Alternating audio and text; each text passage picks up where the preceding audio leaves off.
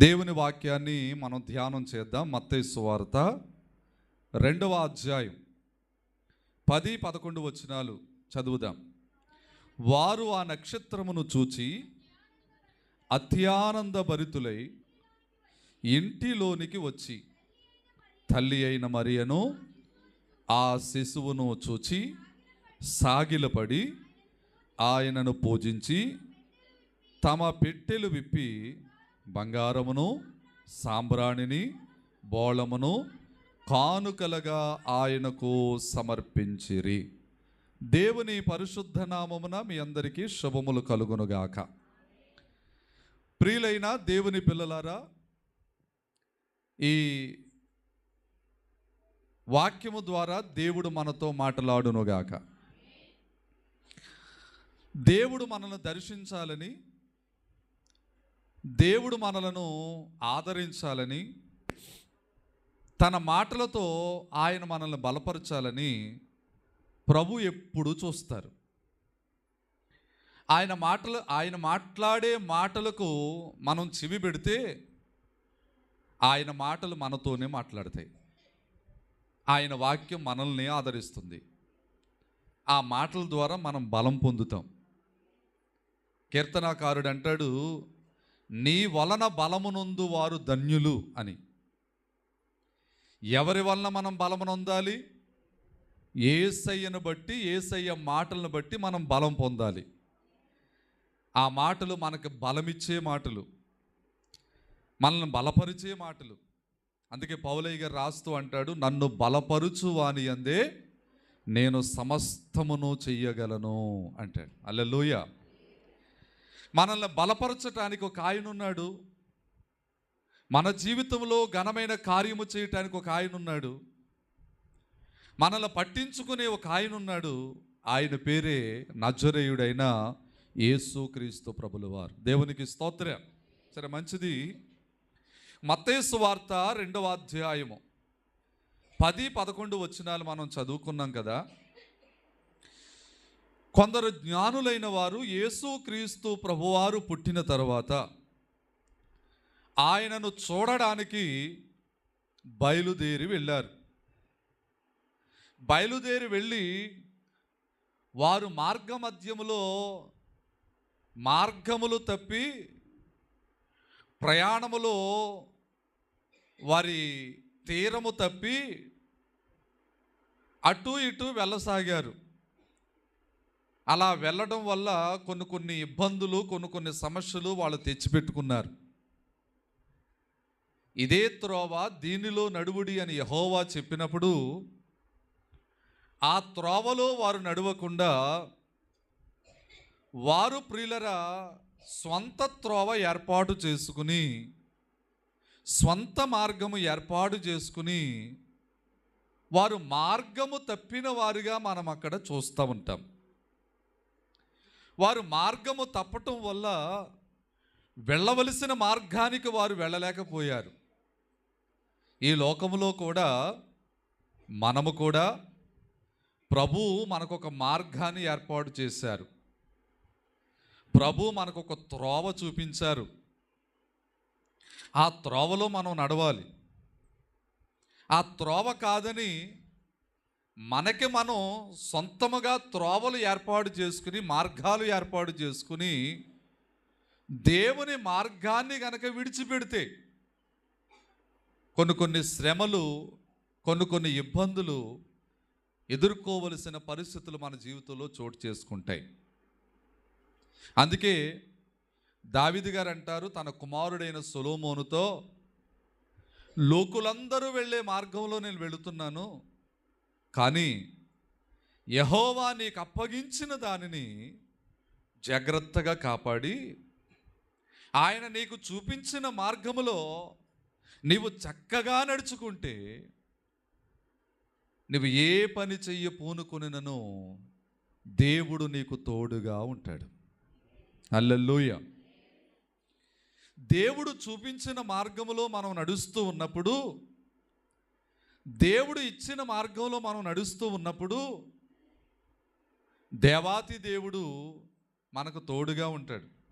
ఆయన పేరే మనకు తోడై ఉన్న దేవుడు. హల్లెలూయా. ఆయనకి ఇవ్వబడిన బిరుదుల్లో ఒక బిరుదు ఏంటంటే ఇమ్మానుయేలు అన్నారు. ఇమ్మానుయేలు అనగా అర్థం ఏమిటి అంటే దేవుడు మనకు తోడై ఉన్నాడు అనాలి. ఏదోటి అనండి. అది దేవుడు మనకు తోడై ఉన్నాడు. నిజమే. దేవుడు మనకు తోడు లేకపోతే ఈరోజు వరకు మనము ఇక్కడ వరకు మనము ప్రయాణము చెయ్యలేము. కేవలం ఆయన తోడుగా ఉన్నాడు కనుక మన ప్రయాణము కొనసాగుతూ ఉంది. దేవునికి స్తోత్రం. అప్పుడప్పుడు మన మార్గం ఏం చేస్తుందంటే మార్గము తప్పిన చుక్కల్లాగా దేవుని మార్గాన్ని తప్పి ఆయన మార్గాన్ని విడిచిపెట్టి ఆయనకి ఆయాసకరమైన మార్గంలో మనం నడిస్తే, ఆయనకి బాధ కలిగించే మార్గంలో మనం నడిస్తే ఆయనకి ఆయాసం వస్తుంది, మనకి కొన్ని ఇబ్బందులు వస్తాయి. అట్టి మార్గం మనకి దూరమగునుగాక. అందుకే కీర్తనాకారుడైన దావీదు అంటాడు, నీ మార్గమును యెహోవాకు అప్పగించు అంటాడు. మన మార్గం ఎవరికి అప్పగించాలి?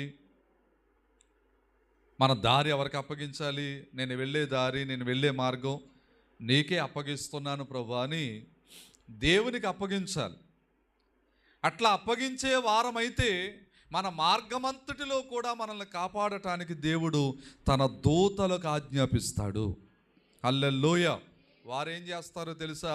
మన పాదములకు రాయి తగలకుండా మన పాదాలని వాళ్ళ అరిచేతులతో అలా ఎత్తు పట్టుకుంటారట. ఎంత గొప్ప ధన్యత, ఎంత గొప్ప ధన్యత. కనుక దేవుని మాట జాగ్రత్తగా వింటే, దేవుడు వేసిన మార్గంలో మనం చక్కగా నడిస్తే మనం చక్కగానే గమ్యానికి చేరతాం. దేవునికి స్తోత్రం. అదే మత్తయి సువార్తలో రండి. ఎందుకు ఇంత వివరణ చెప్తున్నానంటే 2వ అధ్యాయము 1వ వచనం నుంచి వద్దాం. రాజైన హేరోదు దినముల యందు యోదయ దేశపు బెత్లెహేములో యేసు పుట్టిన పిమ్మట ఇదిగో తూర్పు దేశపు జ్ఞానులు యెరూషలేమునకు వచ్చి, యోధులకు రాజుగా పుట్టినవాడు ఎక్కడ ఉన్నాడు? మేము ఆయన నక్షత్రమును చూచి ఆయనను పూజింపవచ్చితిమి. దేవునికి స్తోత్రం చెప్పండి. వీరికి ఒక నక్షత్రాన్ని దేవుడు చూపించాడు. పాత నిబంధన గ్రంథములో సంఖ్యాకాండములో దేవుడు రాయించిన మాట ఏమై ఉన్నది అంటే, నక్షత్రము యాకోబులో ఉదయించును అన్నారు.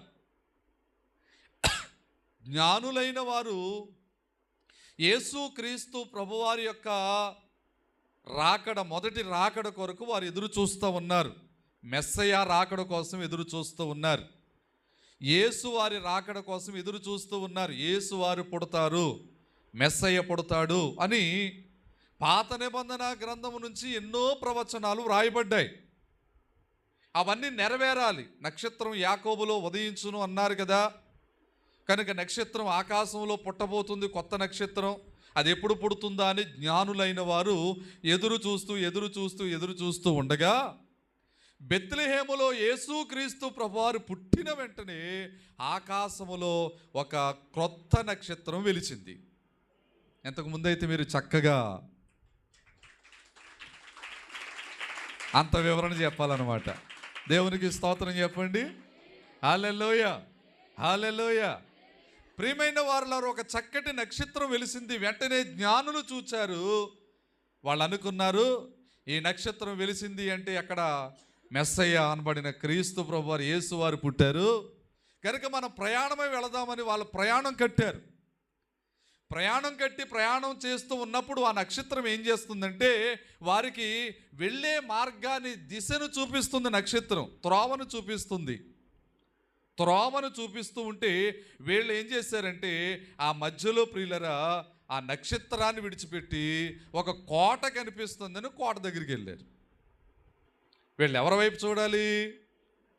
నక్షత్రం వైపు చూడాలి. దారి చూపించేది ఏది అమ్మా? దారి చూపించేది ఏది? నక్షత్రం.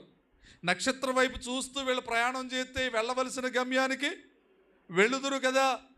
మధ్యలో ఏం చేశారు? నక్షత్రాన్ని చూడకుండా, దేవునిని చూడకుండా కోట వైపు చూశారట. రాజుగారి కోట వైపు చూస్తే ఇదేదో రాజుగారి కోట ఉంది, మొత్తం మీద మరి ఆయన రాజులకు రాజు కదా, యూదులకు రాజు కదా, ఆయన మొత్తం ఇది కోటలో పుట్టుంటాడని కోటలోకి వెళ్ళారంట. కోటలోకి వెళ్ళారు. వీళ్ళు అక్కడికి వెళ్ళటం వల్ల ఎంత కలవరం వచ్చిందో తెలుసా? వీళ్ళు వెళ్ళవలసిన మార్గంలో వెళ్లకుండా మార్గము తప్పటం వల్ల వీళ్ళు కోటలోనికి వెళ్ళిన తర్వాత హేరోదు రాజు మనసులో కలవరం రేపాడు, రాజ్యములో కలవరం రేపారు, అక్కడున్న జ్ఞానులందరిలో కలవరం రేపారు. ఏంటి, యూదులకు రాజు మా ఇంట్లో పుట్టకుండా బయట ఎక్కడో పుట్టటమా? ఎక్కడ పుట్టాడు అంటే బెత్లెహేములోనే పుడతాడని చెప్పేసి ప్రవచనాలు తెలియచేస్తున్నాండి. మేకా గ్రంథం 5వ అధ్యాయం 2వ వచనంలో అల్పమైన బెత్లెహేమ, నిన్ను ఏలేవాడు నీలో నుంచే వస్తాడు అని చెప్పి ప్రవచనం ఉందండి. కనుక యూదులకు రాజుగా ఎక్కడే పుడతాడు, బెత్లెహేములోనే పుడతాడని ప్రవచనం ఉందండి అంటే వెంటనే కపటముగా మాట్లాడటం మొదలుపెట్టాడు. ఎవరు? హేరోదు రాజు. ఇదిగో ఆ బాలుడు ఎక్కడ పుట్టాడో మీరు వెళ్ళండి, చూడండి, అడ్రస్ దొరికిన వెంటనే మరలా నా దగ్గరకు వచ్చి చెప్పండి. ఎంత కపటమో చూసారా? ఇంతకీ అతని ఆలోచన ఏమిటి అంటే ఆ శిశువును చంపాలి, నాకు మారుగా నాకు వ్యతిరేకంగా ఒక రాజు పుట్టడం ఏంటి అని కోపంతో మండిపడుతున్నాడు ఆ వ్యక్తి, ఆ రాజు. వెంటనే ప్రియులరా ఆ రాజు దగ్గర నుంచి వాళ్ళు బయలుదేరి బయటకు వచ్చేటప్పటికి వాళ్ళు చూసిన నక్షత్రం అక్కడే ఉన్నదంట. దేవునికి స్తోత్రం చెప్పండి. హల్లెలూయా. 9వ వచనం చూడండి. వారు రాజు మాట విని బయలుదేరి పోవుచుండగా ఇదిగో తూర్పు దేశమున వారు చూచిన, తూర్పు దేశములో కనబడింది నక్షత్రం. రాజుగారి కోట దాకా తీసుకొచ్చింది నక్షత్రం. బెత్లెహేము ఆ పాక దాకా తీసుకెళ్ళేది ఎవరు? నక్షత్రమే. సత్రము దాకా తీసుకెళ్ళేది ఎవరు? నక్షత్రమే. మరి నక్షత్రాన్ని చూడకుండా వీళ్ళు దేన్ని చూస్తున్నారు? మాట్లాడాలి. కోటను చూశారు, రాజును చూశారు, సైనికులను చూశారు, ప్రాంతం చూశారు. అలా చూడటం వల్ల అక్కడ ఒక కలవరం అనేది ఏర్పడింది. కలవరం ఏర్పడింది. అక్కడ రాయబడుతుంది ప్రియులరా, ఒక కలవరమైన విషయం అక్కడ రాయబడుతుంది. చూడండి ఆ మాట, 3వ వచనం, 2వ అధ్యాయం 3వ వచనం. హేరోదు రాజు ఈ సంగతి విన్నప్పుడు అతడును అతడితో కూడా యెరూషలేము వారందరూ ఏం పడ్డారంట? అతడును అతడితో ఉన్నవారును యెరూషలేము వారందరూ కూడా ఏం పడ్డారు అంటే ఏం పుట్టించారు వీళ్ళు అక్కడికి వెళ్ళి? నీకు మాట చెప్పనా, నువ్వు నడవలసిన మార్గం, దేవుడు నీకు చూపించిన మార్గంలో నువ్వు నడవకపోతే నీకు కలిగేదేంటో తెలుసా? కలవరం. దేవుడు నీకు చూపించిన త్రోవలో నువ్వు నడవకుండా నీ ఇష్టానుసారమైన త్రోవ గనక నువ్వు ఏర్పాటు చేసుకుంటే నీకు వచ్చేదేంటో తెలుసా? నీ కుటుంబానికి వచ్చేదేంటో తెలుసా? నీ ఇంట్లో కలిగేదేంటో తెలుసా? నీ దేశంలో కలిగేదేంటో తెలుసా? నీ రాజ్యంలో కలిగేదేంటో తెలుసా? కలవరం. కలవరం. ఎందుకు వస్తుంది కలవరం? దేవుడు చూపించిన మార్గములో నడవకపోవటం వల్ల. దేవుని మాటలు అర్థమవుతున్న వాళ్ళు ఒకసారి స్తోత్రం చెప్పండి. హల్లెలూయా. దేవుడు చూపించిన త్రోవ, ఆ నక్షత్రం వారికి దారి చూపిస్తుంది. మీరు నా వైపు చూడాలి. దారి చూపిస్తూ ఉన్నప్పుడు ఆ దారిలో వెళ్ళాల్సిన వీళ్ళు ఏం చేశారు? వాళ్ళ దృష్టి మరల్చుకున్నారు. వాళ్ళు నక్షత్రం వైపు చూడవలసిన వారు, దేవుని వైపు చూడవలసిన వారు. అమ్మా వినాలి, దేవుని వైపు చూడవలసిన వారు, నక్షత్రం వైపు చూడవలసిన వారు, వారు ఎవరి వైపు చూశారట? కోట వైపు చూశారు. ఆ దేశపు రాజు వైపు చూశారు. లోపలికి వెళ్ళారు. చెప్పే సంగతి మీకు మాట చెప్తాను. చెప్పే సంగతులు ఉంటాయి, చెప్పకూడని సంగతులు, అందరితో పంచుకునే విషయాలు ఉంటాయి, కొందరితోనే పంచుకునే విషయాలు కూడా ఉంటాయి. అర్థమైన వాళ్ళు స్తోత్రం చెప్పండి. అర్థం చేసుకోలేని వాళ్ళకి అన్ని విషయాలు పంచుకోకూడదు. ఎగతాళి చేసేవాళ్ళకి, గేలి చేసేవాళ్ళకి మనకు వచ్చే దర్శనాలు చెప్పకూడదు. ప్రతి మాటను వెటకారంగా తీసుకునే వారికి మనకిచ్చే విలువైన దర్శన భావాలు వారికి చెప్పకూడదు. వాటి వల్ల ఏమొస్తుందో తెలుసా? కలవరాలు వస్తాయి. కలవరాలు వస్తాయి. అప్పుడు దాకా వారి ప్రయాణం ఎలా సాగుతుందండి? చాలా చక్కగా సాగుతుంది. నక్షత్రాన్ని చూసినంతసేపు చక్కగా నడిచారు ఒంట్లతో వాళ్ళు. నక్షత్రాన్ని చూడటం మానేసి, దేవుణ్ణి చూడటం మానేసి దేన్ని చూశారు? కోటను చూశారు. చెప్పండి అమ్మాయి మాట. కోటను చూశారు. కోటలో ఉన్న రాజును చూశారు. దేవుని యొక్క నక్షత్రాన్ని చూడటం మానేశారు. అందువల్ల ఏమొచ్చిందంటే రాజ్యం అంతా ఏమొచ్చింది? రాజుగారికి ఏమొచ్చింది? యెరూషలేము అంతా ఏమొచ్చింది? కలవరం. ఒక్కొక్కసారి ఆలోచించు, నువ్వు మనసు పెట్టి ఆలోచించు. కొన్ని కలవరాలు నీ జీవితంలోకి వస్తున్నాయంటే ఒక్కసారి అక్కడ ఆగి నీ మనసు పెట్టి నువ్వు ఆలోచించు, ఎక్కడ నేను తప్పు చేశాను ఈ కలవరం రావటానికి? ఎక్కడ పొరపాటు జరిగింది ఈ కలవరం రావటానికి? ఎక్కడ ఇబ్బంది వచ్చింది ఈ కలవరం రావడానికి అని నువ్వు ఆలోచిస్తే నీ మనస్సాక్షి నీతో మాట్లాడుతుంది. ఒప్పుకోరా? నీ మనస్సాక్షి నీతో మాట్లాడుతుంది. ఏమనో తెలుసా? ఒకప్పుడు నీ భక్తి బాగుందమ్మా, ఒకప్పుడు నీ భక్తి బాగుందయ్యా, నీ ప్రార్థన బాగుంది, పెద్దలకాడి లేసావు, ప్రార్థన చేసుకునేది వాడివి, ప్రార్థన చేసుకునే దానివి, మధ్యాహ్నం ప్రార్థన చేసుకునే దానివి, సాయంత్రం ప్రార్థనలో ఉండేదానివి, ప్రభుతో సహవాసం చేసేదానివి, సన్నిధి విడిచిపెట్టలేదు ఎప్పుడూను, దేవుని మార్గం ఎప్పుడు విడిచిపెట్టలేదు, స్తుతి ఆరాధన విడిచిపెట్టలేదు, సహవాసం విడిచిపెట్టలేదు, వాక్యం చదవటం విడిచిపెట్టలేదు, పాటలు నేర్చుకుంటూ విడిచిపెట్టలేదు, ప్రభుతో ఉండటం విడిచిపెట్టలేదు. అలా ఉండే నీ మార్గం కాస్త మళ్ళింది. ఏమొచ్చింది ఇప్పుడు? కలవరం వచ్చింది. అర్థమవుతున్న వాళ్ళు సారి స్తోత్రం చెప్తారా? ఎందుకు వస్తుంది కలవరం? కలవరం అది రాదు, మనం తెచ్చుకుంటే వస్తుంది. అర్థమైందా? కలవరం దానంతట అది రాదు, మనం తెచ్చుకుంటే వస్తుంది. ప్రభు చెప్పిన మాట, మీరు శోధనలో ప్రవేశించకుండా మెలకువ కలిగి ప్రార్థన చేయండి అన్నారు. శోధనలో మీరు ప్రవేశిస్తారన్నారా? శోధన మీ దగ్గరికి ప్రవేశిస్తుంది అన్నారా? శోధనలోనికి మీరే వెళతారు, కలవరంలోనికి మీరే వెళతారు. కలవరం మీ దగ్గరికి రావడం కాదు, అసలు మీరు కలవరంలోకి వెళ్తారు. ఎందుకు వెళ్తారో తెలుసా?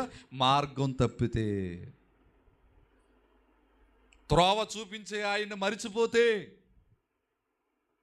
త్రోవ చూపించే ఆయన వైపు చూడకుండా నువ్వు నీ త్రోవ వైపు నువ్వు చూసుకుంటే, నీకు నువ్వు మార్గం ఏర్పాటు చేసుకుంటే, దేవుని వాక్యం చెప్తుంది, యెహోవాకు విరోధమైన జ్ఞానమైన ఆలోచనైన నిలవదు అని చెప్తుంది. దేవునికి విరోధమైన ఆలోచనే నిలబడకపోతే, జ్ఞానమే నిలబడకపోతే మార్గం నిలబడుతుందా? చెప్పాలి ఏదోటి. నిలబడుతుందా? దేవునికి విరోధమైన ఆలోచన మార్గమును వేసుకుంటే గనక నీకు వచ్చేది ఏంటో తెలుసా? కలవరం.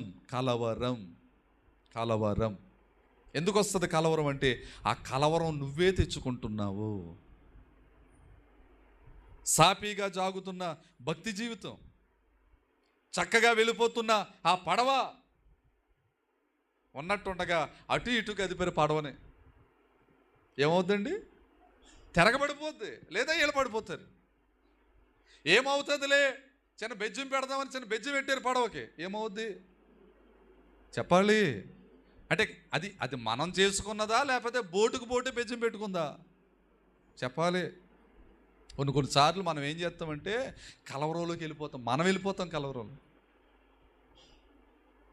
దేవుని వాక్యం చెప్తుంది, దేనిని గూర్చియు చింతపడకుడి గాని. ఆ మాట చదువుతారా?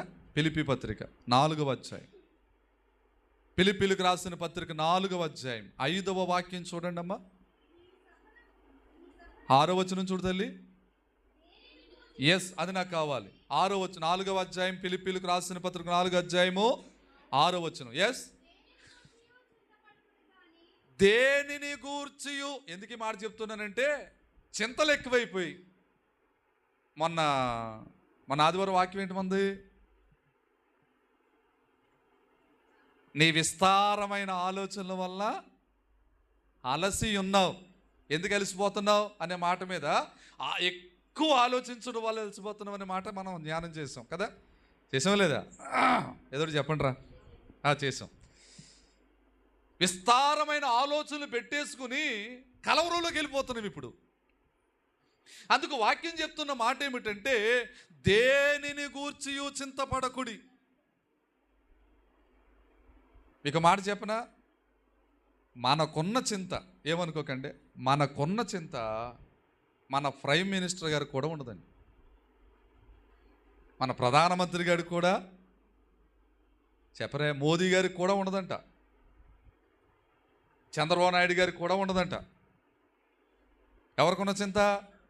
అసలు మనకంటే చింత ఎవరికి ఎక్కువ ఉండాలి?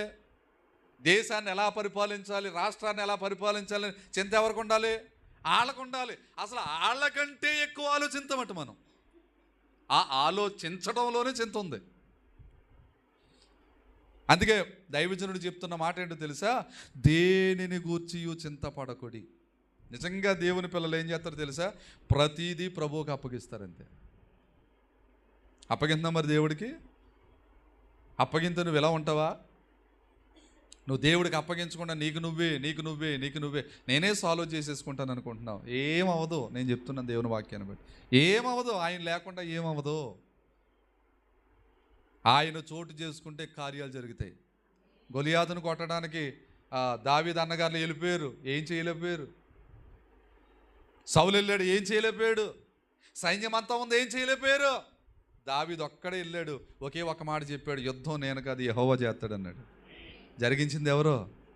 యుద్ధం చేసింది ఎవరో? గొలియాతును పడగొట్టింది ఎవరో? మట్టు పెట్టింది ఎవరో? దేవుడే. నువ్వు సమస్తాన్ని దేవునికి అప్పగించినప్పుడే దేవుడు నీ పక్షంగా యుద్ధం చేస్తాడు. నువ్వు ఎవరితోటి యుద్ధం చేయవసరంలే, నువ్వు ఎవరితోటి గొడవ పెట్టుకోవసరం లేదు, దెబ్బలాటలు పెట్టుకోవసరం లేదు. నువ్వు నిజంగా దేవుని బిడ్డవైతే దేవుడికి అప్పగించంతే. దేవుడే చూసుకుంటాడు, దేవుడే చూసుకుంటాడు. చాలా జాగ్రత్తగా మనం భక్తి చేయాలి. ఆలోచించేస్తున్నాం, చింత తెచ్చేసుకుంటున్నాం.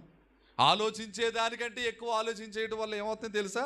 మన తలలో ఉన్న నరాలు అలిసిపోయి, అమ్మా, ఆలోచించేదానికంటే ఎక్కువ ఆలోచించడం వల్ల మన తలలో ఉన్న నరాలు అలిసిపోయి అవి కంటి నరాల మీద ప్రభావం చూపి కంటి చూపు తగ్గి 20లోనే 60 కళ్ళజోడు పడిపోయి, ఏమండి 20లోనే 60 సంవత్సరాల కళ్ళజోడు పడిపోయి ఎంతంత పెద్ద పెద్ద భూతద్దాలు కళ్ళగెట్టుకుంటేనే కానీ కనిపించిన పరిస్థితి వచ్చి, ఎందుకు వస్తున్నాయి ఇవన్నీ? ఆలోచనలు ఎక్కువైపోవటం వల్ల. వద్దు, దేనిని గూర్చి చింతపడొద్దు. మన చింత యావత్తు ప్రభు మీద వేద్దాం. ఎవరి మీద వేద్దామండి? హల్లెలూయా. ఎవరి మీద వేద్దాం? అంతే. చదువు తల్లి.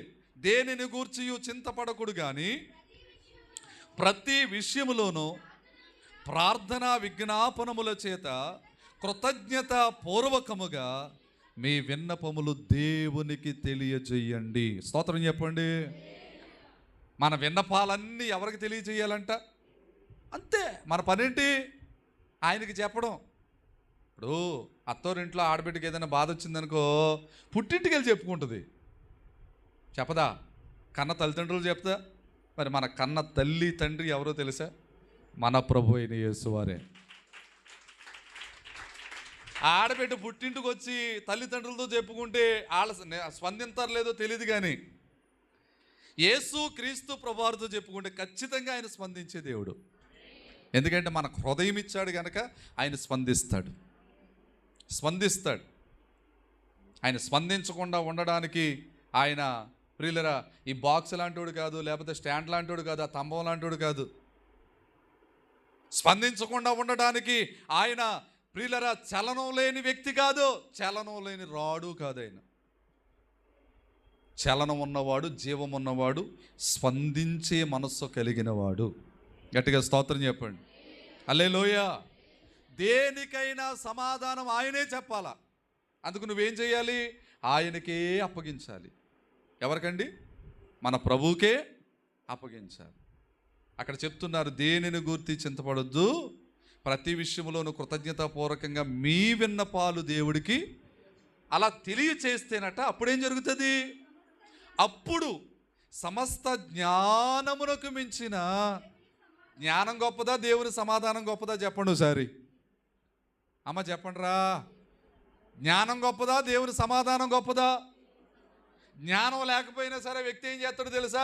సమాధాన పడటానికి ఇష్టపడతాడు. ఇంతకీ జ్ఞానం ఉన్నవాడు గొప్పోడా, గొడవ పెట్టేవాడు గొప్పోడా, సమాధాన పడేవాడు గొప్పోడా?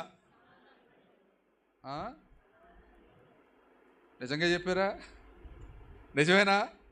గొడవ పడటానికి జ్ఞానం ఉపయోగించేవాడు గొప్పోడా, గొడవ పడకుండా సమాధానంగా ఉందామని వాడు గొప్పోడా? వాక్యాన్ని బట్టి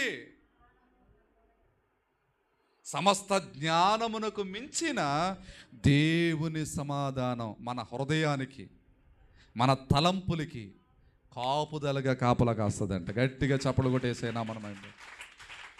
ఆలోచించొద్దా? ఎక్కువ ఆలోచించేసి దేని మీద ప్రెషర్ పెట్టేసి ట్యాబ్లెట్ ఉందా, ట్యాబ్లెట్ దేనికి అమ్మా? ఎక్కువ ఆలోచించడం వల్ల బుర్ర పాడైపోతుంది. జాగ్రత్త. నువ్వు ఎంతవరకు బరువు మోయగలవో అంతవరకే మోయి. మోసేదాన్ని ఇప్పుడు 25 కేజీలు బరువు మోయగలమండి. 50 కేజీలు బరువు పెట్టేసుకుంటే దాంతోపాటు కింద ఆడతాం. నిజమా కాదా? అందుకని ఏం చేయాలి? ఎంత బరువు మోయగలమో మిగిలిందంతా ప్రభువుకి అప్పగించాలి. దేవునికి స్తోత్రం చెప్పండి. గట్టిగా చెప్పండి, సంతోషంగా చెప్పండి, ఆనందంగా చెప్పండి, మంచిగా చెప్పండి. హల్లెలూయా. సమస్త జ్ఞానమునకు మించిన దేవుని సమాధానం మన హృదయానికి, మన తలంపులకి కాపుదలగా ఉంటుంది, కాపుదలగా ఉంటుంది. హల్లెలూయా. రైట్. ఇప్పుడు మనం ఎక్కువ ఆలోచించవలసిన పని లేదు. మనకంటూ మన ఇష్టానుసారమైన మార్గం వేసుకోవలసిన అవసరం లేదు. దేవుడు మనకు ఒక త్రోవ చూపాడు, ఒక మార్గం చూపాడు.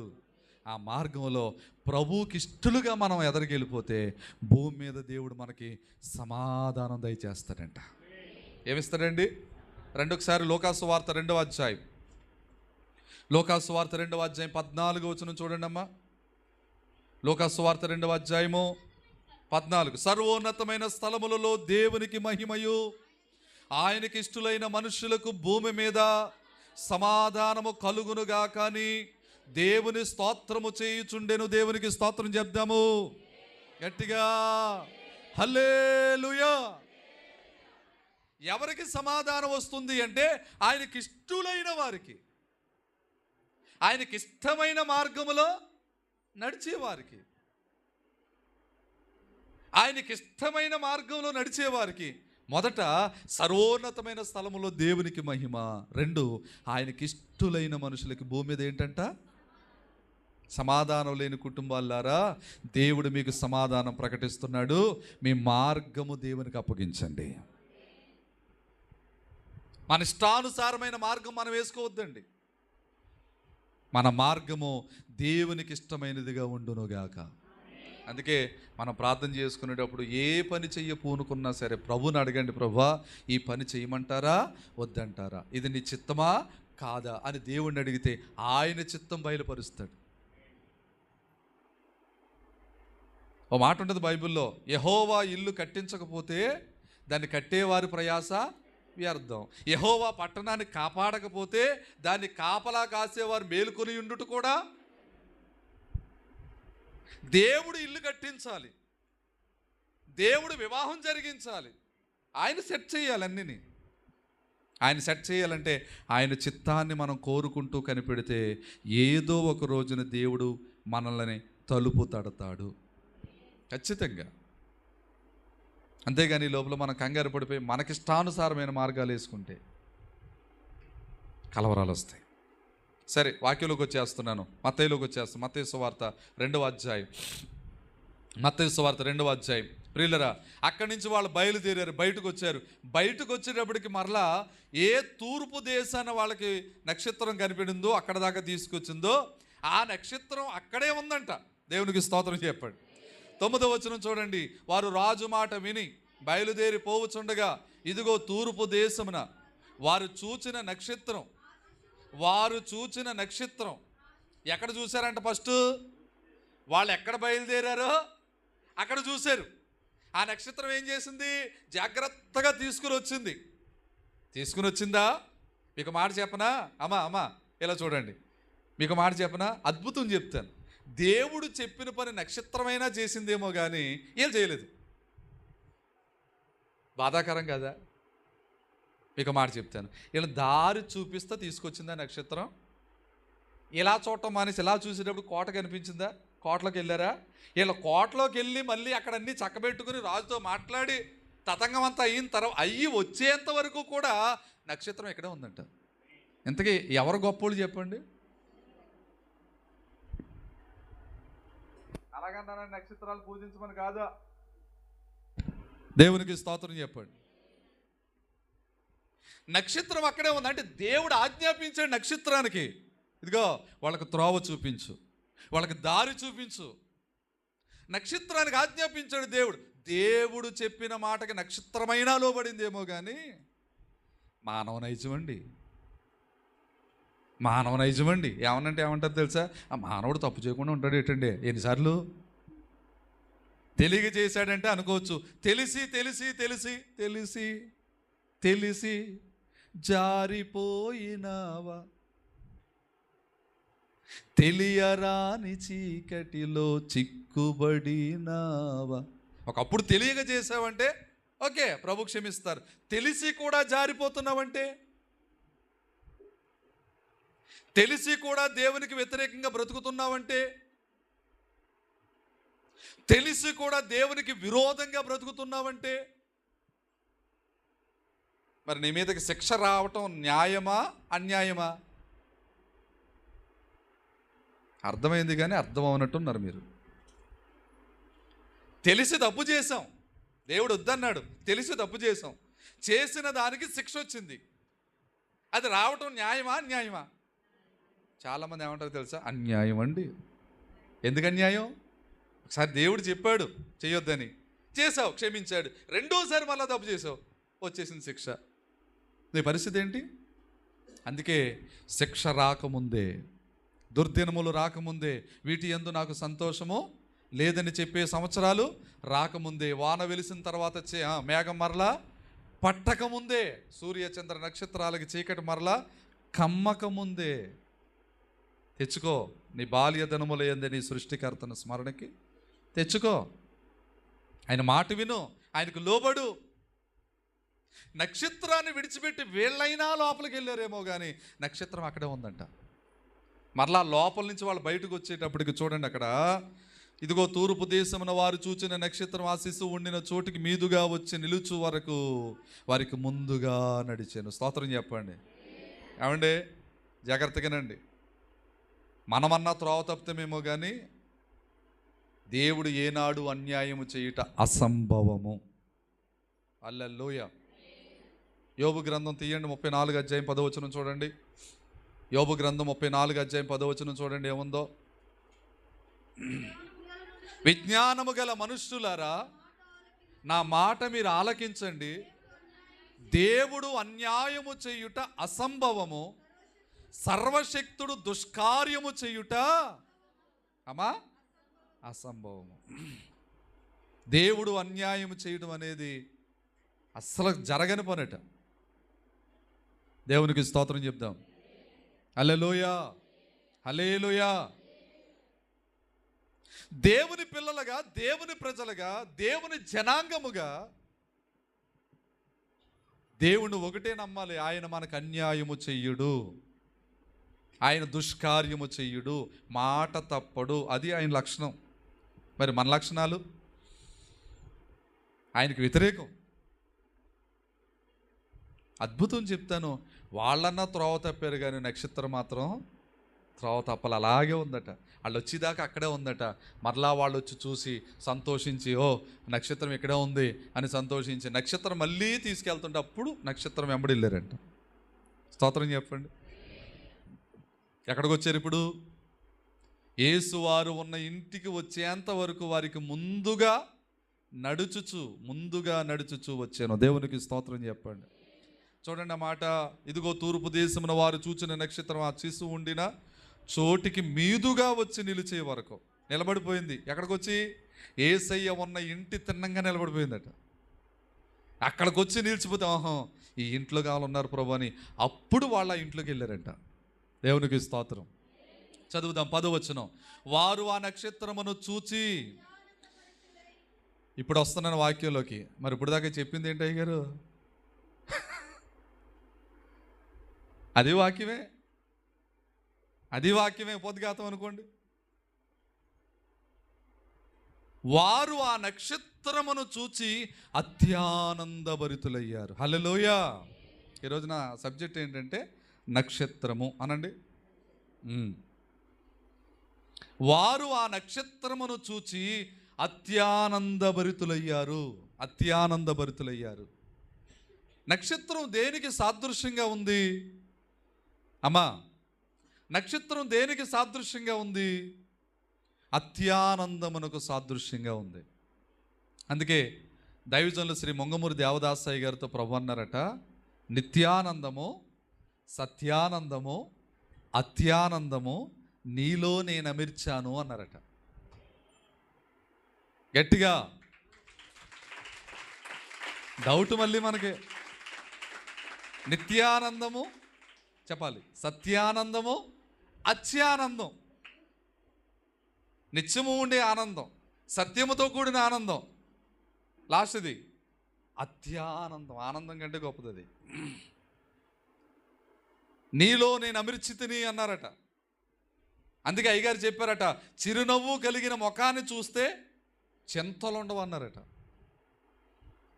అట్టి చిరునవ్వు కలిగిన ముఖం ఎవరిది అంటే మన ప్రభు అయిన యేసుక్రీస్తు వారిది. హల్లెలూయా. అందుకే ప్రతిరోజు ఆయన ముఖం మనం చూడాలి. ఆయన ముఖం మనం చూచుటనగా, ఆయన ముఖం అంటే ఏంటండి అంటే అక్కడక్కడ యేసుబాబు ఫోటోలు అమ్మేస్తున్నారు కదా, ఆయనే యేసుబాబు అంటాం మనం. నిజానికి యేసుబాబు ఆయన కాదు, ఎవరో గీసారు ఫోటో ఇలా ఉంటారని. మన దేవునికి ఆకారం లేదు, నిరాకారుడు, శూన్యములో నుండి సృష్టిని చేసినవాడు. ఆయన్ని ఆరాధించువారు ఆత్మతోనూ సత్యముతోనూ ఆరాధించాలి. దేవునికి స్తోత్రం. హల్లెలూయా. ప్రభునందు ప్రియమైన దేవుని పిల్లలారా, ఆయన ఆరాధించుట అనేది చాలా గొప్ప సంగతి, చాలా విలువైన సంగతి. ఆరాధించడంలో కూడా చాలామంది జాప్యం చూపుతున్నారు. అట్లా ఆరాధనకు మానుట మంచిది కాదు. ఆరాధించాలి. జ్ఞానులైన వారు యేసయ్యను ఆరాధించటానికి వచ్చారు. వారు వచ్చి ఆ నక్షత్రమును చూచి ఏం కలిగిందంట వారికి? అత్యానందం. స్తోత్రం చెప్పండి. ఇప్పుడు ప్రతిరోజు యేసయ్య ముఖాన్ని మనం చూడటం అంటే అర్థం ఏంటో తెలుసా? దేవుని వాక్యాన్ని చదవటం. వాక్యమే ఆయన ముఖం, దేవుని వాక్యమే ఆయన ముఖం. ఆయన స్వరాన్ని వినాలి, ఆయన ముఖాన్ని చూడాలి. అందుకే భక్తుడు పాడుతూ అంటాడు, నీ ముఖము మనోహరము, నీ స్వరము పాదాలు, ఓ యేసయ్యా యేసయ్యా నా ప్రాణ ప్రియుడా, మనగలనా నిన్ను వీడి క్షణమైన యేసయ్యా, అయ్యా మనగలనా నిన్ను వీడి, నీ ముఖము మనోహరము, నీ స్వరము, నీ పాదాలు. చప్పట్లు కొడుతూ ప్రతి ఒక్కరు కూడా, నీవే నా తోడువై, నీవే నా జీవమై, నా హృదిలో నా నిలిచిన నాపికవై, నీవే నా జీవమై, నా హృదిలో నా నిలిచిన, అనువనువున నీ కృప నిక్షిప్తమై, నన్ను ఎన్నడు వీడని అనుబంధమై, అనువనువున నీ కృప నిక్షిప్తమై, నన్ను ఎన్నడు వీడని అనుబంధ యేసయ్యా అయ్యా మనగలనా నిన్ను వీడి నా యేసయ్యా ఉండగలనా నిన్ను వీడి నీ ముఖము మనోహరము నీ స్వరము అయ్యా నీ పాదాలు నీ ముఖం అయ్యా నీ స్వరము మాధుర్యము నీ పాదాలు. హల్లెలూయా. ఎంత గొప్ప దేవుడు మన దేవుడు. ఆయన ముఖం మనోహరం, ఆయన పాదాలు అపరంజిమయం. స్తోత్రం. నక్షత్రం దేనికి సాదృశ్యంగా ఉంది అంటే అత్యానందాన్ని కలుగజేయడానికి సాదృశ్యంగా ఉంది. ఇంతకీ ఈ నక్షత్రం ఎవరు? మనం అనుకుంటాము నక్షత్రం అంటే ఆకాశంలో ఉంటుంది కదండి, అదే కదా అంటాం. నక్షత్రం ఎవరికి పోల్చబడిందంటే మన ప్రభువు అయిన యేసుక్రీస్తు వారికి పోల్చబడింది. ప్రకటన గ్రంథం 22వ అధ్యాయం, ప్రకటన గ్రంథం 22వ అధ్యాయం 16వ వాక్యం మనం చూస్తే అక్కడ ఏముందో తెలుసా?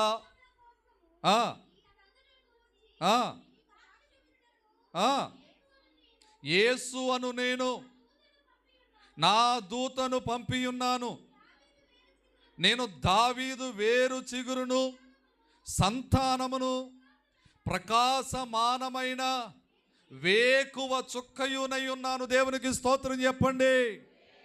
చుక్కయునై ఉన్నాను. వేకువ చుక్క అనగా నక్షత్రం. మీరు గూగుల్లోకి వెళ్ళి చుక్క అనగా అర్థం ఏంటని కొట్టండి. చుక్క అనగా అర్థం ఏంటంటే మొట్టమొదటి వచ్చే మాట ఏంటి తెలుసా? నక్షత్రం అని వస్తుంది. వేకువ చుక్క అనగా నక్షత్రం. నక్షత్రముగా యేసుక్రీస్తు ప్రభువారు పోల్చబడ్డారు. ఇక్కడ ఈ మాటను ప్రభువే చెప్తున్నారు. ఏమనంటే ఈ సంగముల కోసము ఈ సంగతులను గూర్చి మీకు సాక్ష్యం ఇచ్చుటకు యేసు అను నేను చివరికి వచ్చేద్దాం. ప్రకాశమానమైన వేకువ చుక్కనై ఉన్నాను. యేసు అను నేను ప్రకాశమానమైన నక్షత్రమై ఉన్నాను. దేవునికి స్తోత్రం. ఇంతకీ నక్షత్రం ఎవరికి పోల్చబడింది? నక్షత్రం అంటే ఎవరు అంటే మన ప్రభు అయిన యేసుక్రీస్తు ప్రభుల వారు. హల్లెలూయా. లోకంలో చాలా మంది నక్షత్రాలు కొలుస్తూ ఉంటారు. అలా కొలవద్దు అని చెప్తుంది వాక్యం. యేసుక్రీస్తు ప్రభువారే వేకువ చుక్క, నక్షత్రం ఆయనే. దారి చూపించిన నక్షత్రం ఆయనే. మనకి ప్రకాశమానమైన వేకువ చుక్క కూడా ఆయనే. ఆయనను చూస్తేనట అత్యానందము కలుగుతుంది. గట్టిగా స్తోత్రం చెప్పండి. ఏం కలుగుతుందమ్మా? అత్యానందం. అందుకే తెల్లవారుజామున 3 గంటలకి లేక 4 గంటలకి లేవగలుగుతున్నారా? లేవండి, ఒక అరగంట ప్రార్థన చెయ్యండి, కనిపెట్టండి దేవుని సన్నిధిలో. దేవుడు ఏమిస్తాడు తెలుసా? అత్యానందం కలుగజేస్తాడు. వారు ఆ నక్షత్రమును చూచి, మూలవాక్యానికి వస్తున్నాను, అత్యానంద భరితులై. ఈనాడు మనకి ఆనందం లేదే. అత్యానందం పక్కనెట్టండి, ఆనందమే లేదు. ఎటుబోయినా మార్గములే మోసము చేయు హీనా శత్రువర్గములే, ఎటుబోవావలయును నేనెరుగని వాడానై కటకాటమని ఏడ్వా ఘనమోక్ష మార్గంబు నీవే యని నమ్మిక యేసు నాకు మీరే. ఎటు చూసిన మార్గములే మోసము చెయ్యు హీన శత్రువర్గములే. ఎటు పోవలయునో నేనెరుగక కటకటామని ఏడుస్తూ ఉంటే ఘనమోక్ష మార్గము చూపించిన పరమ తండ్రి నీవే నా నమ్మిక. హల్లెలూయా. ఎక్కడ చూసినా, ఎటు చూద్దామన్నా, ఎక్కడ విందామన్నా దుర్వార్తలే వినబడుతున్నాయి, దుఃఖకరమైన మాటలు వినబడుతున్నాయి, బాధాకరమైన విషయాలు వినబడుతున్నాయి. ఎక్కడ ఆనందం లేదు, అత్యానందం లేదు, ఆనందం లేదు. కానీ వాక్యం చెప్పబడుతుంది, నువ్వు యేసు వారి వైపు చూస్తే, నువ్వు యేసు వారి వైపు చూస్తే, ఆ నక్షత్రం వైపు చూస్తే, వేకువ చొక్కైన యేసుక్రీస్తు ప్రభువారి వైపు నువ్వు చూడగలిగితే ఆయన ఏం చేస్తాడు తెలుసా? అత్యానందముతో నిన్ను నింపుతాడు. బిగ్గరగా ప్రభుని స్తుతిద్దాం, బిగ్గరగా హల్లెలూయా. ఆయన వైపు చూస్తే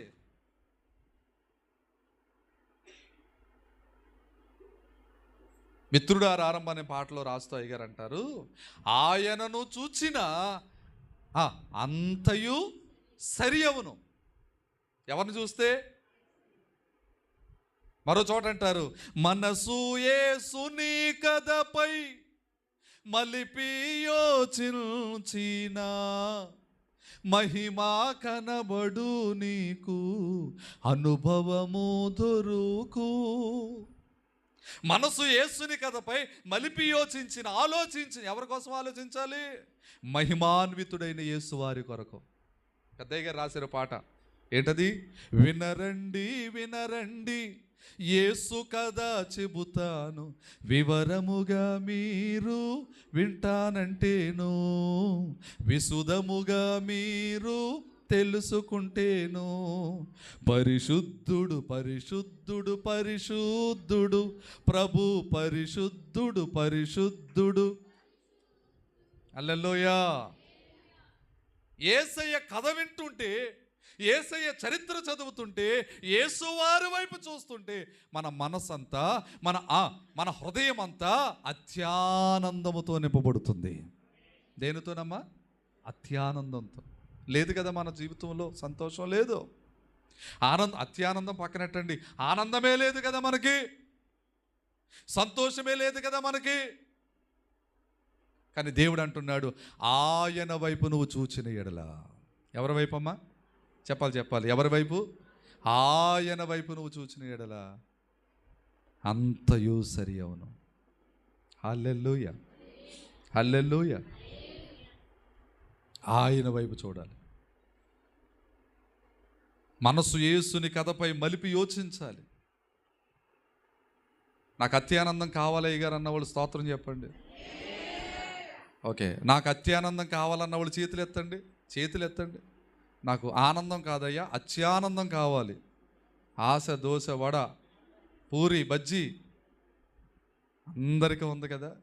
మీరేం చేయాలి తెలుసా? ప్రభువుని చూడండి. ప్రకాశమానమైన వేకువ చుక్కగా పిలువబడుతున్న, నక్షత్రముగా పిలువబడుతున్న యేసు వారి వైపు చూడండి. ప్రభు ఏం చేస్తాడు తెలుసా? అత్యానందంతో నింపుతాడు. అత్యానందంతో. దేవదాసయ్య గారు ప్రభు ఇచ్చిన వాగ్దానం నిత్యానందం, అత్యానందం, సత్యానందం నీలో పెట్టేశాను. మరి అయ్యగారిలో పెడితే మనలో పెట్టరా? ఆయన స్వార్థపరుడా, పక్షపాత? ఆయన అందరికీ ఉపకారి కదా. మొదటిగా నక్షత్రం వల్ల మనకు కలిగేది ఏంటో తెలుసా? అత్యానందం కలుగుతుంది. నక్షత్రం ఎవరికి సాదృశ్యం అమ్మా వినాలి. నక్షత్రం వల్ల అత్యానందం కలుగుతుంది కనుక ఇంటికి వెళ్ళిన తర్వాత నక్షత్రం వైపు చూసి దండ పెడదాం. ఏ నక్షత్రం? అలా చేయకూడదు. ఎలా చేయాలి? మన ప్రభు అయిన యేసు వారిని మదిలో పెట్టుకుని ఆయన వైపు మనం చూడాలి. అప్పుడు అత్యానందంతో నింపుతాడు దేవుడు. దేంతోనమ్మా? చెప్పాలి. అత్యానందంతో. రెండవ అనుభవం చెప్తాను. నక్షత్రం వల్ల దేవుడు మనకు కలగజేసే రెండో అనుభవం చూడండి ప్రియులారా. ఆదికాండం 26వ అధ్యాయం.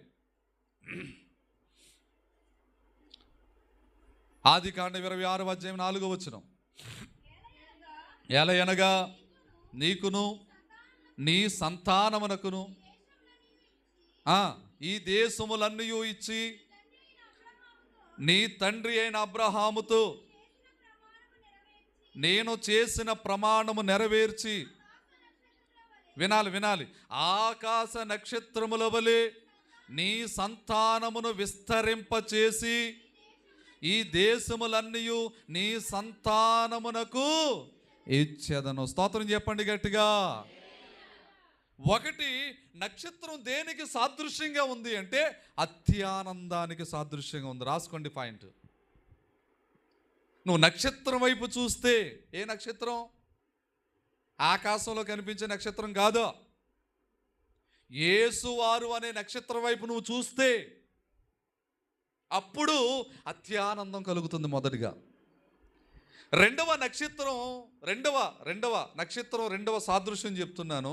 రెండవ సాదృశ్యం ఏమిటి అంటే, నక్షత్రం దేనికి సాదృశ్యంగా ఉందంటే విస్తరించుటకు, అభివృద్ధి పొందుటకు సాదృశ్యంగా ఉంది. అర్థమవుతున్న వాళ్ళు స్తోత్రం చెప్పండి. మీరేం మాట్లాడకుండా సైలెంట్గా అలా ఉంటే మీరు చెప్పుకుంటే వెళ్ళిపోండి అయ్యగారు, మేము వెంట వెళ్ళిపోతాం.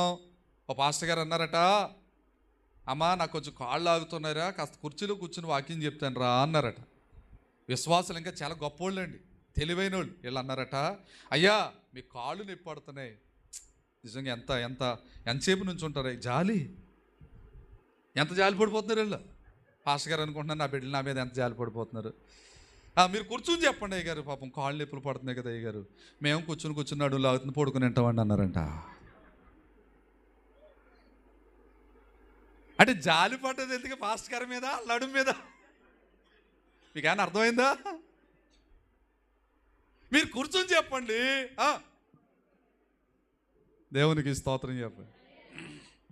ఇలాగే వాక్యం చెప్తుంటే పాస్టర్ గారు, ప్రియులరా, ఒక ఆవిడ విని విని విని విని విని చివరికి ఎంత శ్రద్ధగా వింటుందో అనుకున్నాడంట ఆయన. ఆవిడ నోరు కళ్ళు తెరిసేసి మరి పడుకుందంట. మీకు అర్థమైందా? ఇటువంటి గుంజలు దొరికితే తంబాలు కొంతమందికి జారబడి అలాగే వెళ్ళొచ్చేస్తారు, ఇంకా ఆ లోకం వెళ్ళొచ్చేస్తారు. నిద్ర మనకు దూరం అవును గాక. ఇంటికాడ కాదు, ఇక్కడ చర్చిలో ఉన్నప్పుడు నిద్ర మనకు దూరం అవును గాక. ఇంటికాడ ఉన్నప్పుడు నిద్ర రాదంట. ఒక ఆవిడ అంటే కోట పెట్టుకుందంట. ఎంత మంచి ఆవిడో. నేను ఎంత ఎత్తున్నానో, నా ఎంత అతికెళ్ళ ఎక్కడ చూసిందో మొత్తం మీద రావులపాలెం వెళ్ళి మొత్తం మీద ఆర్కే మార్కెట్ అంతా ఎతికేసి ఉంటుంది. మొత్తం మీద దొరికింది అరటికెళ్ళ, మొగ్గే చేసింది, ముగ్గిపోయింది. అయ్యగారు కోట పెట్టాలని మా ఇంటికాడ అందంట. ఎందుకమ్మా అంటే ఆ రోజు చెప్తానండి అందంట. ఏ రోజు? కోటం రోజు. సరే పాస్టర్ గారు మొత్తం మీద సంఘం అందరికి చెప్పేసి, అమ్మ మరి కోటం మరి ఎదరు క్రిస్మస్లో వస్తున్నాయి కదా, చెప్తాను కదా. అలాగే చెప్పారండి పాస్టర్ గారు. పలానా ఆవిడ కోటం పెట్టుకుంటుంది, మనం వెళ్ళిపోదాం అని చెప్తే సంఘం అంతా రెడీ అయిపోయారు. పాస్టర్ గారు సంఘం అంతా, పాస్టర్ గారు డ్రమ్ము తీసుకుని సంఘాన్ని వేసుకుని ఇంటికి వెళ్ళేటప్పటికి ఇటువంటి టేబుల్ ఒకటి వేసారంట. దాని మీద దుప్పటి వేశారు, దాని మీద 2 కొవ్వొత్తులు పెట్టారు. కొవ్వొత్తులు వెలిగిన అనుకో 2 ప్లేట్లు పెట్టారు. ఇంకా ఏ పెడతారు కదా అక్కడ పెట్టారు. తర్వాత నా ఎంత అట్టికెళ్ళి ఉంది కదా, ఆ బలకి జారేసేసి దుప్పటిగా పేశారంట. ఇంతగా ఆవిడ కనిపించట్లేదు, అన్నీ ఉన్నాయి. ఆవిడ ఎక్కడుందో కేకేయండి అంటే మన చంద్రవతి లాంటి ఆవిడ వెళ్ళి, అమ్మ ఎక్కడున్నావు ఏంటంటే, అమ్మ పడుకున్నాను కూటం చేసుకుని వెళ్ళిపోనందంట. ఆవిడ వచ్చి, అయ్యగారండి ఆవిడ పడుకుందంటే కూటం చేసుకుని వెళ్ళిపోమంటుందండి. అంటే అదేంటి, కూటం పెడతానికి రమ్మంది, కూటం కారణం ఏమో ఇవాళ చెప్తానంది. సరే కానీ కూటం కారణం ఏంటో కనుక్కో అన్నారంట అయ్యగారు. ఆవిడ వెళ్ళి, అమ్మ మరి కూటం ఎందుకు ఎట్టుకున్నావో ఇవాళ చెప్తాను అన్నమాట, కారణం ఏంటో చెప్పమ్మంటే, అయ్యగారితో చెప్పు, చర్చిలోకి వచ్చి వాక్యం వింటున్నప్పుడు నిద్ర పడుతుంది, అయ్యగారు దేవునికి స్తోత్రం అంటున్నారు, మెలకు వచ్చేస్తుంది, సరిగ్గా 1 గంట కూడా పడుకోలేకపోతుంది చర్చిలో. అందుకని ఇవాళ మీరు కూటం చేసేస్తా ఉంటే కూటం జరిగినంతసేపు ఇంట్లో పడుకుంటాను అన్నదంట. ఎంత మంచి ఆవిడో. అలా మీరు ఉండకుండా ఉందురుగాక. స్తోత్రం చెప్పండి. కూటం పెట్టుకునేది ఎందుకమ్మా? దేవుణ్ణి మహిమపరచడానికి. ఆమేన్ చెప్పండి. రైట్, రెండో విషయానికి వస్తున్నాను. నక్షత్రం దేనికి సాదృశ్యంగా ఉంది అంటే విస్తరించుటకు. రండి ఆదికాండంలోని 26వ అధ్యాయం 4వ వచనంలో, ప్రియులరా కొంచెం కిందకి వెళ్దాం, కొంచెం 3వ లైన్లోకి. ఆకాశ నక్షత్రముల వలె నీ సంతానమును విస్తరింపజేసి. అంటే నక్షత్రాలు విస్తారంగా ఉంటాయి. ఒక రోజున అబ్రహాం గారు అన్నారట, ప్రభువా అన్నీ ఇచ్చినా ఏంటి, నాకు సంతానం లేదు కదా, సంతానం లేని వాడిని అయిపోయాను ప్రభువా, నాకు సంతాన ప్రాప్తి దయచేయమని. అంటే ఈ లోపల ప్రభు అన్నారట, ఒకసారి బయటికి రా అన్నారంట. సాయంత్రం మాటలు బయటకు వచ్చాడు, ఆకాశం వైపు చూడన్నాడు. చూశాడు, ఎన్ని నక్షత్రాలు ఉన్నాయో లెక్కెట్ట అన్నాడంట.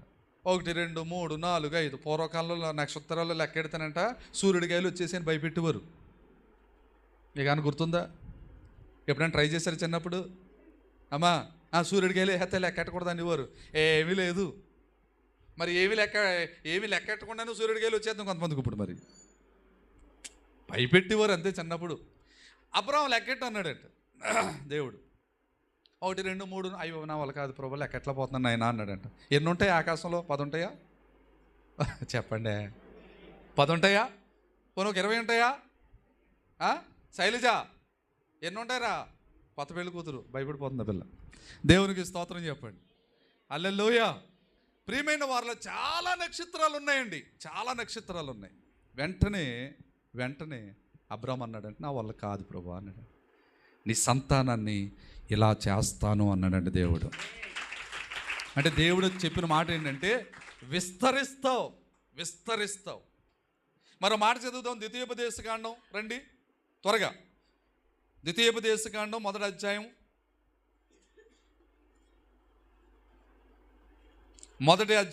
10వ వచనం. మీ దేవుడైన యెహోవా మిమ్ము విస్తరింపజేసెను గనుక నేడు మీరు ఆకాశ నక్షత్రముల వలె విస్తరించి ఉన్నారు. దేవునికి స్తోత్రం చెప్పండి. ఆకాశ నక్షత్రాలు ఎలాగైతే విస్తారంగా ఉన్నాయో మీరు కూడా అలాగే విస్తరించి ఉన్నారంటున్నాడు దేవుడు ఇశ్రాయేలీయులతో. అంటే దేవుని ఆలోచన ఏంటో తెలుసా? మనల్ని విస్తరింప చెయ్యాలి. ఆదికాండం 1వ అధ్యాయం 28వ వాక్యం మనం చదివితే అక్కడ దేవుడు ఆశీర్వాదాలు ఇస్తూ అక్కడ మాట్లాడుతూ ఉంటారు. 1వ అధ్యాయం చూడండి, 1వ అధ్యాయం 28 కదా. దేవుడు వారిని ఆశీర్వదించెను ఎట్లనగా మీరు ఫలించి అభివృద్ధి పొంది. ఉందా అక్కడ మాట? మీరు ఫలించండి, అభివృద్ధి పొందండి. అంటే ఫలించడం మొదటి మెట్టు, అభివృద్ధి పొందడం రెండో మెట్టు, మూడో మెట్టు విస్తరించటం.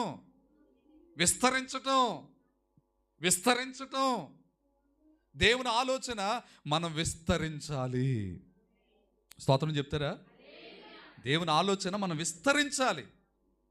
దేవుని ఆలోచన నువ్వు విస్తరించాలి, నువ్వు ఫలించాలి, నువ్వు అభివృద్ధి పొందాలి. ఎక్కడ వేసావురా గొంగలంటే వేసిన కాడే ఉన్నానన్నదట. కొంతమంది పరిస్థితులు అట్లానే ఉంటాయి కదా. దేవుని పిల్లలుగా మనం విస్తరించే వరుసలో కొద్దుముగాక. విస్తరించాలంటే ఏం చేయాలి తెలుసా? నక్షత్రమైన యేసు వారి వైపు చూడాలి. గట్టిగా స్తోత్రం చెప్పండి. నక్షత్రం దేనికి సాదృశ్యం అంటే, ఒకటి అత్యానందానికి సాదృశ్యంగా ఉంది. 2 నక్షత్రం దేనికి సాదృశ్యం? విస్తరించటానికి లేదా అభివృద్ధి నొందడానికి సాదృశ్యంగా ఉంది. ఇంకొక 3వ విషయం చెప్పి నేను ముగించేస్తాను. సంఖ్యాకాండం 24వ అధ్యాయం. సంఖ్యాకాండం 24వ అధ్యాయం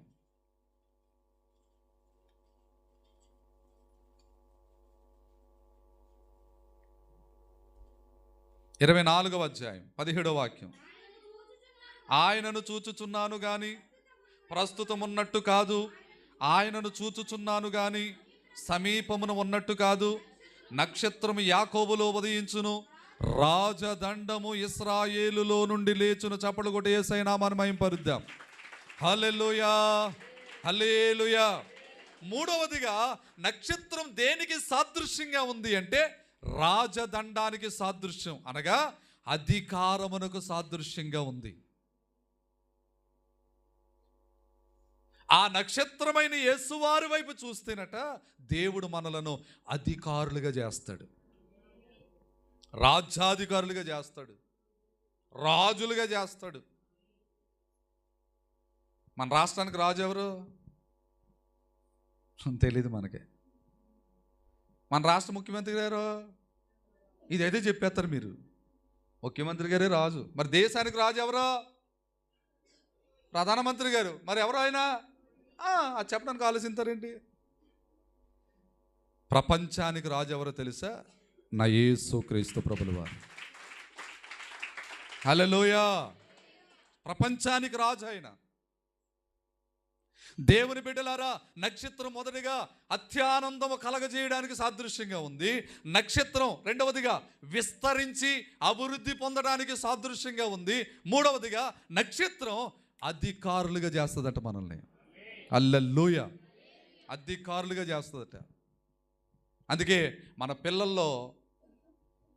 పిల్లల్లో గవర్నమెంట్ ఆఫీసులో జాబులు సంపాదించుకునే వారిగా తయారు చేయాలి మన పిల్లల్ని. అధికారులు. కలెక్టర్ కాకపోయినా ఏమవ్వాలి? అమ్మా చెప్పండి రా, బిల్లు కలెక్టర్ అయినా అవ్వాలి. అది కలెక్టరే, ఇది కలెక్టరే. కాకపోతే ఇది కరెంటు బిల్లులు ఇచ్చుకుంటాడు, అక్కడ అసలైన బిల్లులు ఇచ్చుకో. గట్టిగా స్తోత్రం చెప్పండి. కలెక్టర్ గారు కాకపోయినా సరే బిల్లు కలెక్టర్ అయినా అయిపోవాలి. మన పిల్లలు అయిపోవాలి, అధికారులు అవ్వాలంటే మనం ఏం చేయాలి తెలుసా? నక్షత్రం వైపు మనం చూడాలి. నక్షత్రం ఎవరో చెప్పాలి అందరూ. కొంతమంది చెప్పట్లేదు. అమ్మా చెప్పొద్దన్నారండి ఎవరన్నానే? చెప్పాలి గట్టిగా. యేసు క్రీస్తు ప్రభుల వారే. హల్లెలూయా. ఒకటి, నక్షత్రం అత్యానందమునకు సాదృశ్యం. రెండు, నక్షత్రం మనం విస్తరించుటకు, అభివృద్ధి పొందుటకు సాదృశ్యం. మూడు, నక్షత్రం రాజదండం అంటే అధికారులుగా దేవుడు చేస్తాడట. హల్లెలూయా. ఒక మాట చదువుదామా? 136వ కీర్తన, 136వ కీర్తన 9వ వాక్యం చూడండి. 136వ కీర్తన. రాత్రి నేలుటకు ఆయన చంద్రుణ్ణి నక్షత్రములను చేసేను. దేవునికి స్తోత్రం చెప్పండి. ఏలే వాళ్ళని ఏమంటారండి? అధికారులు అంటారు, ప్రభువులు అంటారు. పూర్వకాలంలో బ్రిటిష్ వారు మన దేశాన్ని పరిపాలిస్తున్నప్పుడు రెపన్ ప్రభు, రోమన్ ప్రభు అని ప్రభువులు అనేవారు. ప్రభువులు అంటే ఏంటంటే ఏలేవారు, అధికారులు. మనల్ని కూడా దేవుడు అధికారులుగా చేయాలనుకుంటున్నాడు. గట్టిగా స్తోత్రం చెప్పండి. పగటిని ఏలుటకు సూర్యుని, రాత్రిని ఏలుటకు చంద్రుణ్ణి. అంటే ఏలే వరుసలోకి ఏమొచ్చాయంట? చంద్రుడు వచ్చాడు, సూర్యుడు వచ్చాడు, నక్షత్రాలు కూడా వచ్చాయి.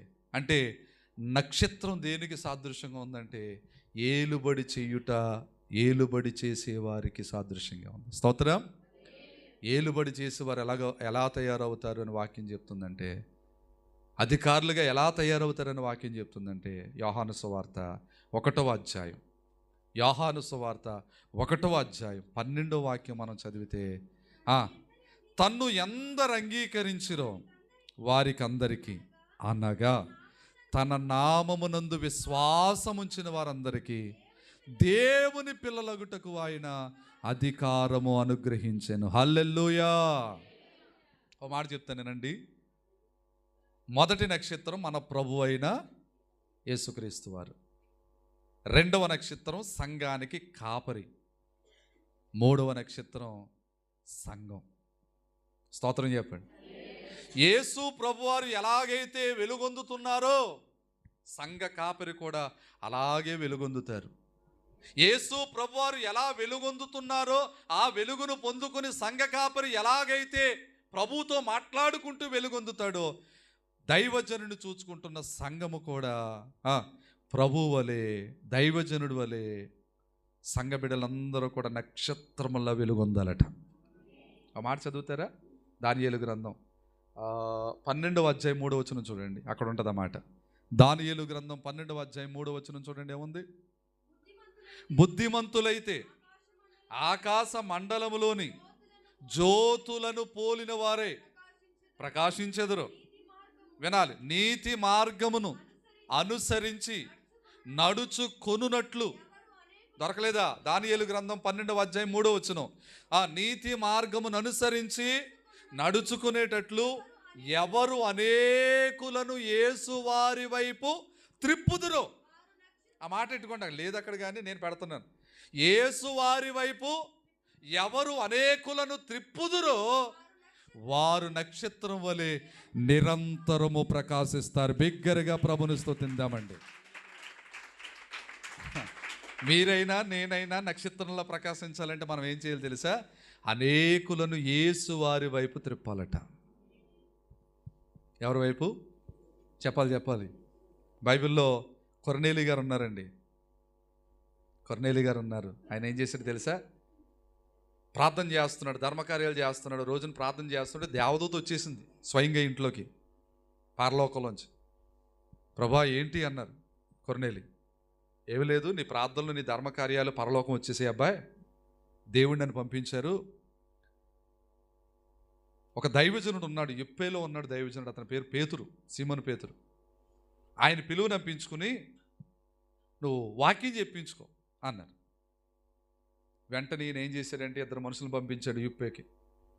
అప్పటికి పేతురు గారు మిద్దెక్కి ప్రార్థన చేస్తున్నారు. ప్రార్థన అయిపోయింది, కిందకి దిగారు. ఈ లోపల వీళ్ళిద్దరు వచ్చారు. అయ్యా కొర్నేలి గారు పంపించారండి, ఇక్కడ సీమోను గారు ఉన్నారట కదండి, పేతురు గారు ఉన్నారట కదా, తీసుకురమ్మన్నారండి అన్నారు. సరే నేనే. ఎందుకు ఏంటంటే అయ్యా ఆయన ప్రార్థన మీటింగ్ ఎట్టుకుంటున్నాడట, బైబిల్ తీసుకురమ్మన్నారండి అన్నారు. అద్భుతం చెప్తానేనండి. కొర్నేలి గారు ఏం చేశారు తెలుసా? ఆయనకి తెలిసిన వాళ్ళందరిలో చుట్టాలు పట్టాలు స్నేహితులు బంధువులు వీళ్ళందరినీ ఇంటికి కేకేసేసాడంట. స్తోత్రం చెప్పండి. ఇంటికి కేకేసాడు. ఇంటికి కేకేసేసి అమ్మా ఇంటికి కేకేసేసి ఒక ఘనమైన మీటింగ్ పెట్టాడంట. దేవుని స్తోత్రం చెప్పు. ఒక ఘనమైన మీటింగ్ పెట్టి దైవజనుడు వచ్చేదాకా ఎదురు చూస్తున్నాడంట. ఇప్పుడు దైవజనుడు వచ్చి ఏం చేయాలి? కూటం చేయాలి, ప్రార్థన మీటింగ్ పెట్టాలి. దైవజనుడు కోసం ఎదురు చూస్తున్నాడట. దైవజనుడు రాగానే ఒక మంచి మాట చెప్పాడండి. అపోస్తల కార్యాల్లోకి వెళ్దాం, చివరి వాక్యం.